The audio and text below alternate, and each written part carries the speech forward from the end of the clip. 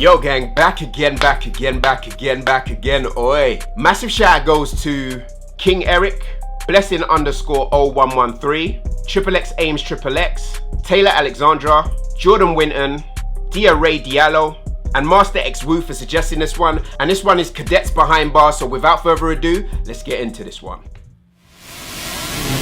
What? You can tell this is way back, like, oh, 2015, yeah. Come on, Cadet. Let's go. It's your boy Cadet. It's a younger looking Cadet, innit? This is my story, yeah?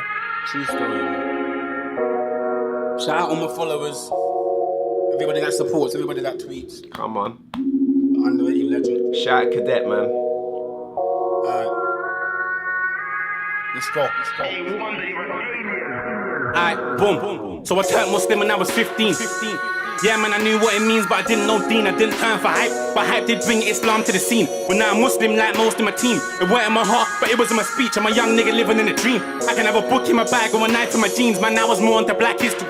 You know, trying to find out about man's fathers, and I can talk about that all day long. But I'm Cadet, I ain't Swiss or a Carliner. Most of my family is Christian, but it's not like any of them know the Bible. It's more like following suit. Like my nan would have told my mum do as I do, but I done as they never did. See, I was sick from the roads and the book was my medicine. My nan, she had the maddest jokes like, come and give Nanny a hug, you look a terrorist. But it's all banter.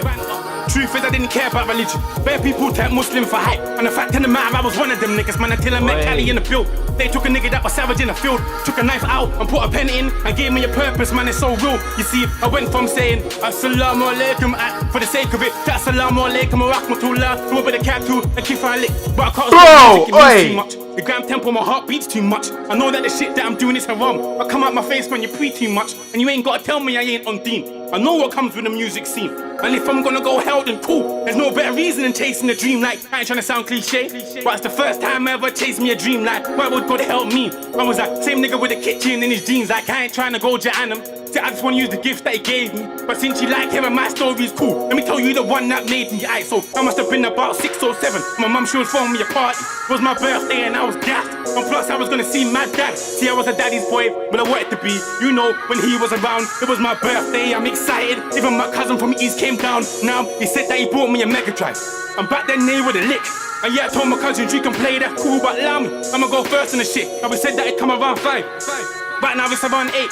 Everybody saying that he ain't gon' come. I told him shut up and that he's just late. So I remember running into my room, putting my face up against that window, cause that window's at a mad angle, so I can see when hit beyond this road. Mum said come away from that window. I was like no mum, because he gon' come. She said at least come and blow out your candles. And I was like no mum, because he gon' come. Yo, I fell asleep by that window. The side of my face went numb. Yo, I missed my whole fucking birthday, cause I was thinking that he gon' come. Now, I know that it might sound dumb, cause I moved on, but it still lives with the kid. But right now I'm 25, and the fact is I ain't celebrated a birthday ever since. I grew up moving on murky with a kid, try to celebrate but it would burn me ever since. And I ain't even where it gets peak, let me tell them. Link up, I beg you, turn it up a bit. See me, I grew up in Clapham, and that's where I spent my teens. See, I was on Nelson's Road, and across the road was Mac D's. Now when I linked up with my dad, he told me the truth. He told me he was on crack. He was in the dark space ill, but he's moved on. As a strong man, he ain't never going back. Now that day he had my Mega Drive, but he sold it quick for that fiend. And guess where this man sold it? Across the road in Mac D's, it was Pete.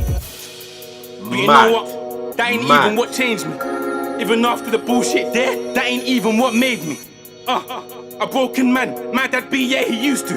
But that used to was so used to. Now, let me tell you the man that I'm used to. Excuse you, if you think it's been a smooth route. We just couldn't connect like it was Bluetooth. It's a funny joke to make the room move. I was trying not to crease like it was new shoes. We'd go out to eat, sit in a new booth. Wouldn't it be a happy meal, there's not a fruit shoot. Who knew that man I'd be rude to is now the compass I stay true to. Feds put me in a box, that's Sudoku. He'd get me out of the box like it was new loops. Who took me for a new suit? Fuck then, I'm just glad I know the new you. I refuse to. Don't appreciate the shit that you do. Are you mad? My friends ain't talk about that, that ain't a thing. But me, I'm lucky that man one is a king. See, went from being the guy that I could drop to being the guy that I compare God to. Of course I'm happy when I see my dad, that fast Dane Johnson man when he boxed you. Went from smoking rock to rocking the hardest suit. My dad is the man. I just wanna buy you a diamond watch, you know. Put a different kind of rock in your hand. You know the shit they done for the kid is peak. I can't even put it in a speech. Man, you even downloaded Twitter for me just so you can retweet.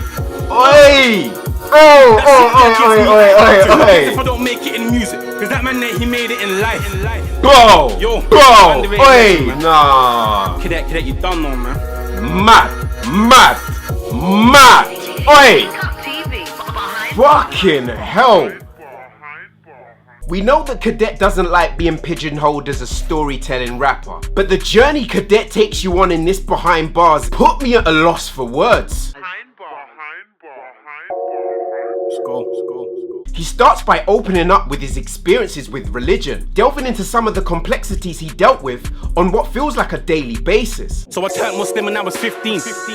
Yeah, man, I knew what it means, but I didn't know deen. I didn't turn for hype, but hype did bring Islam to the scene. But before he gets any deeper into that subject, he gives us just an inkling of a story in this freestyle that'll blow you away. Man, I was more into black history, you know, trying to find out about man's fathers, and I can talk about that all day long, but I'm Cadet, I ain't Swiss of a car. In and amongst the subject of religion, he builds a framework around family. Now most of my family is Christian, but it's not like any of them know the Bible. It's more like following suit, like my nan would have told my mum do as I do. And mentions that very poignant moment in his life where he becomes interested in making music. Yes man, until I met Cali in the field, they took a nigga that was savage in the field, took a knife out and put a pen in and gave me a purpose, man, it's so real. He then breaks down his own personal struggle of, I can't stop music, it means too much. The gram tempo, my heart beats too much. I know that the shit that I'm doing is haram. I come out my face when you pre too much. At this point in this freestyle, he then takes that newfound love for music in the story and flips it into another story. Since you like hearing my stories, cool, let me tell you the one that made me, aight, so setting a scene that so many young people can relate to. I must have been about 6 or 7. My mum, she was throwing me a party. It was my birthday and I was gassed.